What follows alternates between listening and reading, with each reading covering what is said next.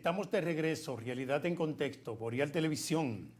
Hoy con el licenciado Reinaldo Enrique, hablando de temas de derecho. El licenciado siempre tiene esa forma particular de explicar los detalles de cada uno de los temas que se abordan aquí.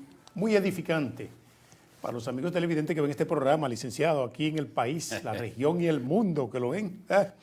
Nos han reportado la sintonía desde Estados Unidos. Sí, que nos vean desde allá y de Centroamérica y Suramérica. Sí, el Caribe. Así es. Sí. Mire, hablábamos antes de la pausa de los efectos que pudiera producir en la demanda principal el referimiento, la acción en referimiento. Sí. Lo que pasa es que, y es interesante su pregunta, porque usted dijo, ¿puede paralizar, para decir en otros términos, sobreseer el referimiento a la demanda principal? No, no. Lo que sucede es que como la demanda principal envuelve tiempo y el referimiento es más rápido, es un proceso expedito, entonces se conoce primero. Ahora, en ocasiones se da que las soluciones de muchos conflictos de largo tiempo se resuelven a través de los referimientos, porque dígame una cosa, si yo demando, y esto sí es interesante, en una especie de distracción de bienes embargados, yo lo hago como un pretexto.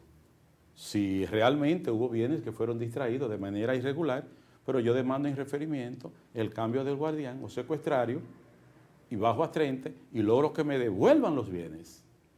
La palabra no es devolver, sino cambiar el guardián, porque recuerde que a nombre del ejecutante es que hay un denominado depositario o guardián de los bienes embargados. Tan pronto se cambia eso, ya continuar con una demanda en nulidad o en distracción de fondo no tendría sentido. Correcto. No tendría sentido porque ya yo lo que quería era que esos bienes volvieran a su destino. Y si yo lo logré por la vía de los referimientos, ¿qué busco yo por la vía de lo principal? No busco nada, pero como ya está la demanda, necesariamente cuando se dan esos casos, muchas veces hay acuerdo y otras veces el objeto de la demanda ya ha sido perseguido y ha sido logrado porque yo lo que buscaba era distraer y ya yo lo logré por la vía de los referimientos. Entonces, en ese caso... O sea, ya no tendría sentido. No tendría, jurídicamente no tendría sentido. Sí. Y se pasa con los embargos los embargos, digamos, ejecutivos. Los ejecutivos, Pudiera ser con los inmobiliarios, pero es un poquito más cuesta arriba, porque para que un embargo inmobiliario pueda ser objeto de una demanda en referimiento es más delicada la situación, porque usted le inscribe un embargo previo a un gravamen, porque no hay embargo sin gravamen. Y si el embargo se ejecuta sobre el inmueble es porque estaba a nombre del deudor. Ahora, si en el caso hipotético el deudor había pagado, el deudor hipotecario, y resultó que se le está ejecutando el embargo inmobiliario, pues normalmente antes de irse al juez de los referimientos, lo que hacen muchos abogados expertos en la materia es que demandan la nulidad del procedimiento o la nulidad por entender que ya no había la obligatoriedad de pago. Efectivamente. El 718 del Código de Procedimiento dice, oye, pero ven acá, tú estás demandando en cobro de una deuda que yo te pagué y yo tengo aquí la forma de probar. Entonces, como ya no hay interés, demanda entonces la nulidad de ese título ejecutorio a través de esas demandas, digamos, incidentales que tiene el procedimiento inmobiliario y logran en su gran mayoría, cuando sí tienen la prueba, lograr que esos embargos se anulen. Y no solamente que se anulen, inclusive se puedan radiar hasta las hipotecas como gravámenes que precedieron a esos embargos.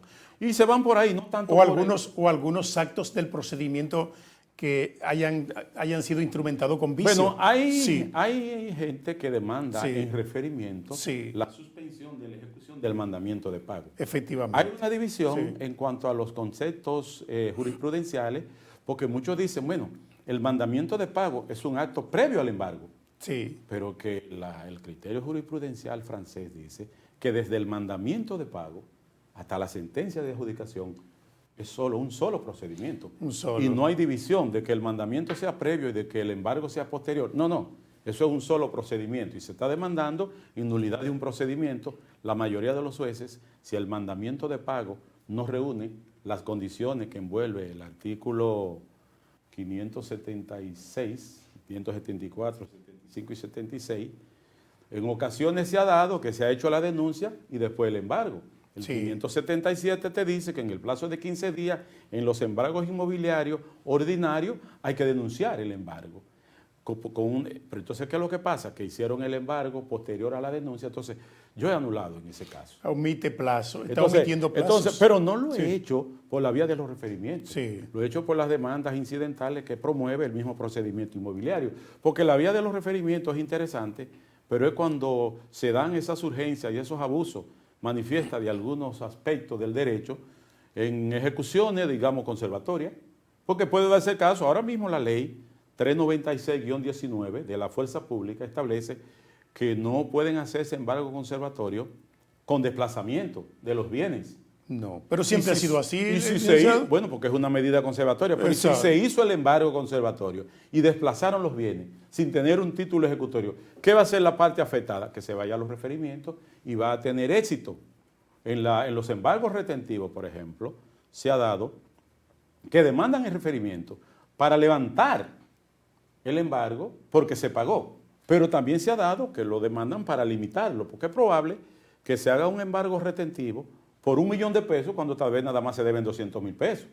Entonces se demanda allí en referimiento no para que sea levantado el embargo, sino para que sea limitado al monto de 200 o en este caso de 400 por virtud del 557 que te dice que se debe embargar por el duplo. Si se debía 200, se debía embargar por 400. Pero embargaron $1.000.000. Sí. O quizá más. Entonces, se demanda en limitación, en referimiento, y pudiera demostrarse que la garantía ya está más que suficiente para, no para que sea levantado, sino para que sea limitado, es decir, reducido. Y eso también son algunos tipos de demanda que se hacen por las vías de los referimientos. Bien, hablemos de la norma jurídica, porque sabemos que el Código de Procedimiento Civil, de manera taxativa, explica ampliamente todo el procedimiento de vías de ejecución en sus diferentes aplicaciones, pero también la Ley 834. Sí. La Ley 834. Revolucionó. Efectivamente. Pero que además existen otros embargos de esta naturaleza, otros referimientos que están en el área inmobiliaria, sí, que están en el área laboral. Sí. O sea, sería bueno hablar primero de la norma jurídica y después hablar de esos referimientos. Fíjese una cosa, fíjese algo. Si nos vamos primero a la jurisdicción inmobiliaria, el artículo 50, el siguiente, le habla a usted de la demanda en referimiento. Pero esa demanda en referimiento es cuando la conoce un juez que está apoderado de lo principal. Exacto. Pero el 176 siguiente del reglamento, 787 del 2022, le habla a usted de un referimiento fuera de lo que es el apoderamiento principal de un caso, es decir, lo que le llaman referimientos autónomos, que se pueden conocer con el solo hecho de que se pueda demostrar que hay urgencia, y no necesariamente una demanda principal, sino que prima más la urgencia para la solución de ese conflicto por entender que es una cuestión evidentemente de derecho, digamos, asequible, porque recuerde algo, que la Constitución promueve lo que es el derecho a la accesibilidad, a tener acceso a la justicia. Sí. Entonces, como se habla en términos constitucionales de que toda persona tiene que tener acceso, además de tener derecho, tiene que tener acceso a la justicia. Acceso. Pues el referimiento entra como una vía de acceso a la justicia para decirle a aquel, mira, yo no tengo una demanda principal, pero tengo la urgencia y te voy a demandar. Pero en materia laboral se da también, ya estamos hablando de lo inmobiliario, porque ya hemos dicho de los procesales civiles, de que los artículos de la ley 834, desde el 101 al 102, el 140 al 141 del Código de Procedimiento Civil, pero también, si nos vamos al Código de Trabajo, en materia del área laboral, el 663, cuando se habla de las ejecuciones, de la sentencia, esa sentencia peligrosa con ese 539, que nos dice a nosotros que si no se consigna el duplo de las condenaciones, será ejecutorio a partir del tercer día de haber sido notificada la decisión, y en ocasiones se han hecho embargos retentivos, ejecutivos, inclusive hasta inmobiliarios se han hecho. Se han inscrito hipotecas judiciales provisionales y a veces hasta definitivas, con sentencias laborales.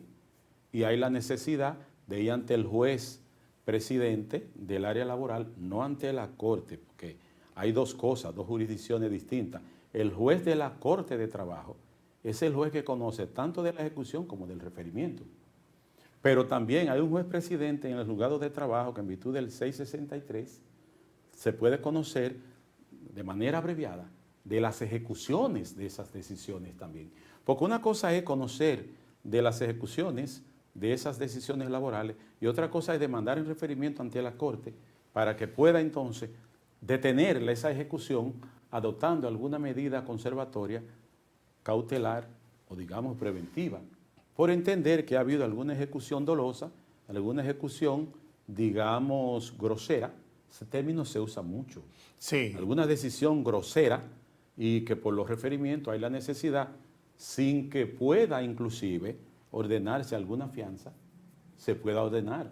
Por el solo hecho de considerarse que es grosera la decisión que ordenó o que ejecutó de forma grosera, pues entonces se cesa por entender que hay alguna irregularidad en esa ejecución y el juez presidente de la Corte, juzgando como juez de los referimientos, pudiera entonces entender que hay que paralizar cualquier tipo de ejecución. Se da también que después que se logra consignar el duplo, han hecho embargo posteriores a eso. Digo, pero venga acá, hay duplicidad de garantía. Si ustedes eran 100 y le depositaron 200, era para garantizar esa sentencia. Y ya está suspendida. ¿Por qué entonces usted hace una demanda, un embargo retentivo? ¿Por qué? Para a lograr que 600, 700 mil pesos le sean retenidos mediante un banco como tercero detentador a ese deudor, es un trámite que temerario. ya consignó los 200. Es temerario el trámite. Entonces, además de temerario, hay duplicidad de garantía. Entonces se van los referimientos para lograr que sea levantado puro y simple. Puro y simple. Vamos a la pausa. Regresamos en breve. Realidad en contexto.